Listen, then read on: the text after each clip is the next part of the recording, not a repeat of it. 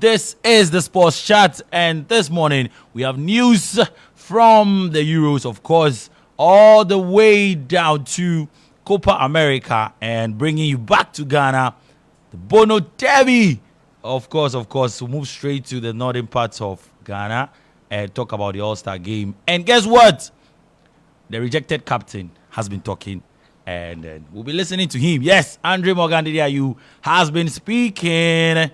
And we have all that for you right here. And by way of introductions, my name is Jones Aji, and I'm here with Nanama Ajiman. Good morning. Good morning, Jones. How are you? I'm fine, thank you. I don't know why you're smiling, but he's a rejected captain. Okay, so let's start off from the local stories. And then in Swatchemine, FC beat Bofakwa Tano in the Bono Derby MTN FA Cup final at the University of Ghana Stadium yesterday.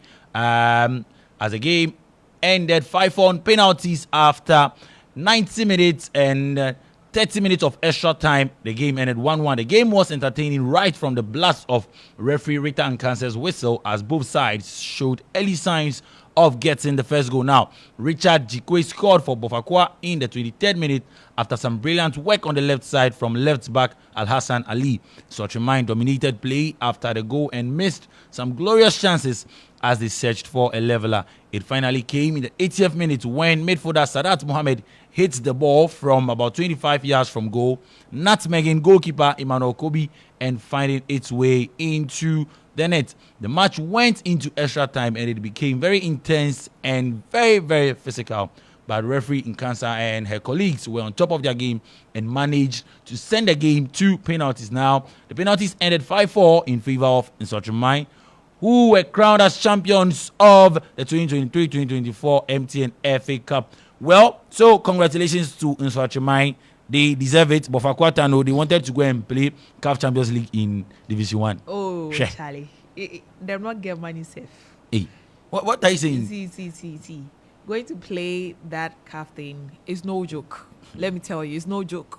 First of all, congratulations to Swatchemine. Yeah. I mean, Coach Maxwell Kunedu. Oh, yeah. I mean, I'm thinking Bofakwa did not do well in the Ghana Premier League because they were very focused on the MTN FA Cup. Okay. I mean, it happens. It happened to Dreams FC. It happened to Midiama because they were all focused on the CAF Confederation and the Champions League.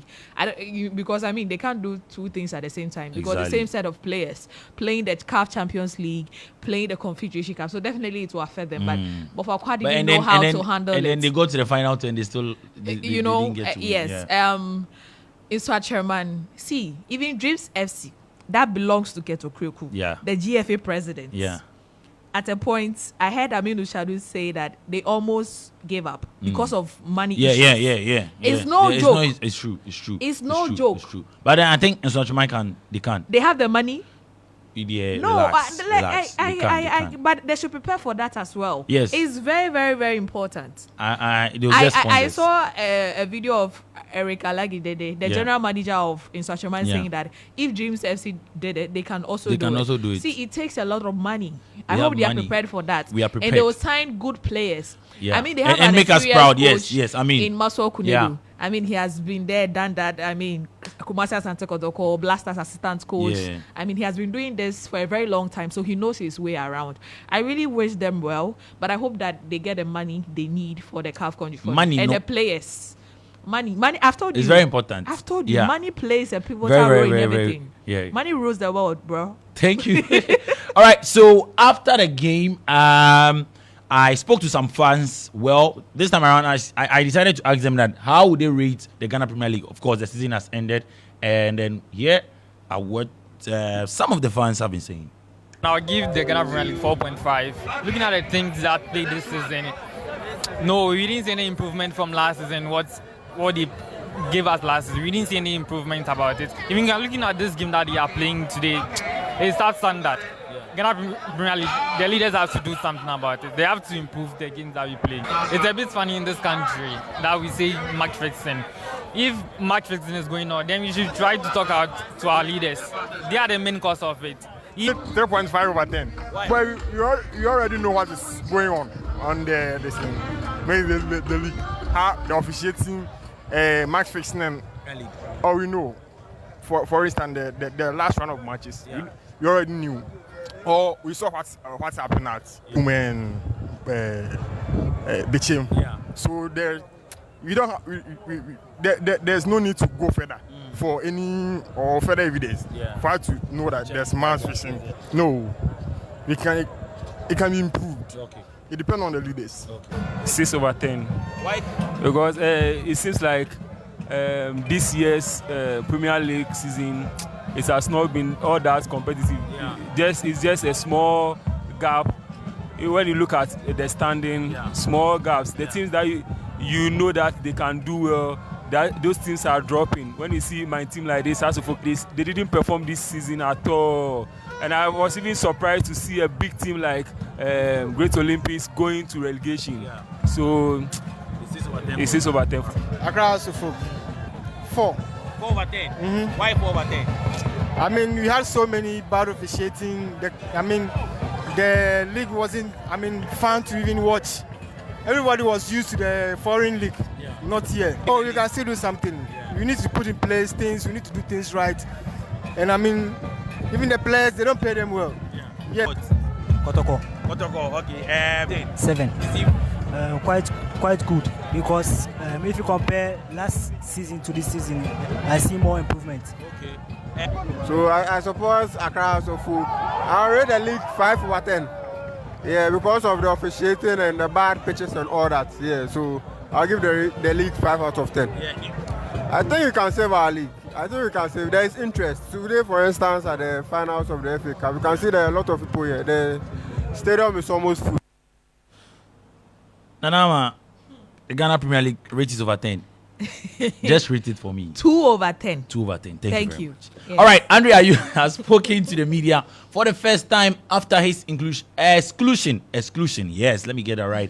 So after his exclusion from Otoado's Black Star squad, the Under-20 World Cup winner has asked stakeholders to work on the pitch at the Tamale Sports Stadium. Now, he was speaking after an all-star game held between Ghana All-Stars and then Northern All-Stars. So let's get to listen to Andrea Yu. It went really well. Everything is great. We have a wonderful stadium here, and I hope and pray that we'll be able to work on the pitch for it to be better for our teams who are here, RTU, Karela, Tamale City, and also the national team to have the chance to play and come back for the Northern people also to see us, because when we look at the stadium, it's a great stadium. But to put that aside, it was wonderful.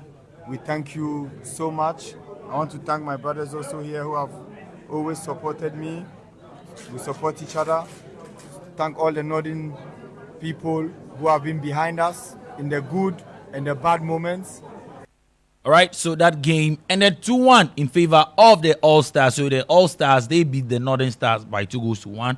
And Andre Ayew scored 2 goals. He scored a brace. We are still in 4. And the likes of Jordan Ayew, Fatal Ishaku, and then Afenya Jan all featured in the game there. Okay. Yes. So let me, before you come in under 3 weeks, we've had Captain Thomas Partey ask for a good pitch. We've had Andre Ayew also ask for a good pitch. Yes. What are we doing wrong? See, I saw pictures of the pitch. It's terrible, though. It's terrible. I don't know if our Facebook people... Even Division 1 pitch is not like the Tamale Sports Stadium. Yeah. It's nothing to write home It's about. bad. I saw it all. And these are professional players playing on this pitch. This is life-threatening. Yeah. They Career shouldn't have played- threatening, yeah. Yes. They shouldn't have played on that pitch. But they could have For the played love on of- Karela's pitch instead of the Tamale Sports Stadium. Because of the fans, No! But let's think about the play. Do you know 2 players got injured? Emmanuel Boateng got injured. As expected. And Wakasu's brother, As expected. Al-Hassan Wakasu. As expected. So what if they don't recover till the season starts? As expected. It's bad. No, it's very not bad. good. They shouldn't have played. It's very, very bad. The players shouldn't have played when they saw the pitch. Yeah. They shouldn't have played. But anyway, it was a good exercise in Tamale. After the Real Tamale United thing, they needed something to change. The mood kakra. Yes. So it was good. It was obvious that the international players were going to win. And then he scored 2 obviously. goals. Oh yeah, You think it's a statement? We are still in, It's a statement? See, we don't talk. Yeah. Action. We the IU fans, we don't talk. The play be the floor.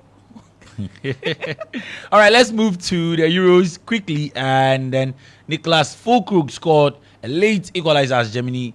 Germany rescued a draw with Switzerland to top Group A. Now the Swiss thought they were going through to the last 16 as group winners after an early goal from Dan Ndoye until Füllkrug headed in the equalizer. By winning Group A, Germany would face a team that finishes second in England's group next Saturday. Now, in the other Group A fixture, Scotland surprisingly, suffered a 1-0 defeat to Hungary, and a furious Scotland head coach Steve Clarke has railed against the decision not to award his side a penalty as it crashed out of the Euro 2024 in a dramatic fashion. No, the time and listen, the goal that we conceded is a consequence of us changing the shape and trying to win the game. So the game opens up, defenders out of position because we're trying to force the game forward. So the goal is almost irrelevant. It came because we tried to chase the game. We didn't want a point. We wanted all three because 2 points wasn't going to be enough. What I would say is the biggest decision in the match is a penalty. Is a penalty. And nobody can tell me otherwise. I've seen it back. It's a penalty. I do not know for the life of me why it's not given. Have you asked about that and why it didn't go to VAR? It's from Argentina. I would ask him. Probably doesn't speak the language. I don't know. Why is he here? Why is it not a European referee? Why are VAR looking at that and not giving a penalty? I don't understand. Charlie. It's a penalty. It's a penalty indeed. So that was coach of Scotland, Steve Clarke. Now also, Scotland captain Andy Robertson emotionally apologized to fans for letting them down after they crashed out of the Euro 2024. That's what we have to do, but that's not for tonight. That's what we have to hope in the future, but tonight and for a long time we have to get over that. No, often we have a lot of energy because we had to actually, we expended a lot of energy by chasing the ball against Spain. But against Albania, we produced a different performance. You can't compare those two displays. But I think in both matches, we tried to do the same things. In one game we succeeded, on the other one we didn't. It's a simple way of analysing things. So we need to see tomorrow night whether we have indeed learnt any lessons and whether we're able to do a good job of actually producing what it is we want to show on the pitch, because we want to play our own game regardless, even though Croatia are a more experienced team than us. In certain ways they're a more skillful and technical side than we are. But regardless of any sprints or the intensity of the game itself, there will also come a time when we actually have to take the sting out of the game and manage proceedings as well. We need to do a good job of reading when it is to increase the tempo and when the time comes to actually reduce the tempo and try and just keep the ball. All right, so that was Coach Spalletti speaking there ahead of their game this evening. Croatia would take on Spain at 7 p.m. and Albania would play. So Croatia would take on Italy at 7 p.m. Albania would take on Spain at 7 p.m. as well. Now, if you care to know what is happening in Group A, Germany qualified 7 points. Switzerland are behind them 5 points. Hungary are third with 3 points. And then Scotland are fourth with just 1 point. Group B, Spain 6, Italy 3, Albania 1, Croatia 1. And in Group C, England have 4, Denmark have 2, Slovenia have 2, Serbia are fourth in Group C with 1 point. In Group D, Netherlands 4, France 4, Austria 3, Poland have no point. And then in Group E, Romania, yes, interesting group, because all the members in this group have 3 points. So Romania 3, Belgium 3, Slovakia 3, and then Ukraine 3 as well. And then Group F, Portugal, brilliant work over the weekend. No one is talking about Cristiano Ronaldo. He was so selfless. He had a chance to score. He decided to pass it to Bruno Fernandes. And then we are praising him. So Portugal have 6 points.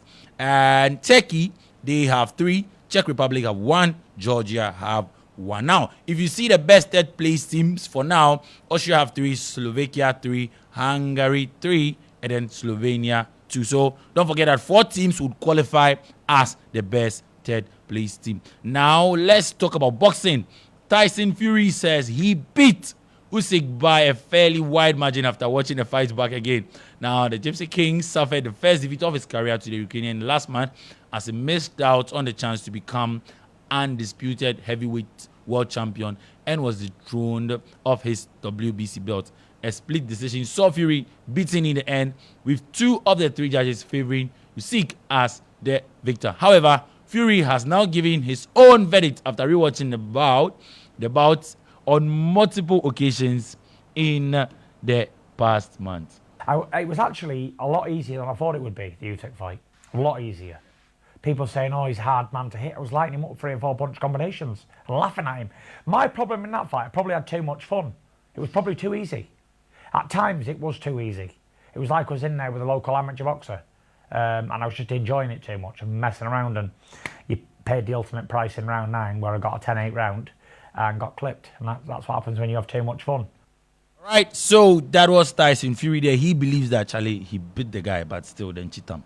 All right, that will be all for Sports this morning, Sports Chat this morning. My name is Jones G, and the morning show would continue. Of course, Speak Right would be up next. I was here with Nana Ama Ajimai. Do stand up for the champions.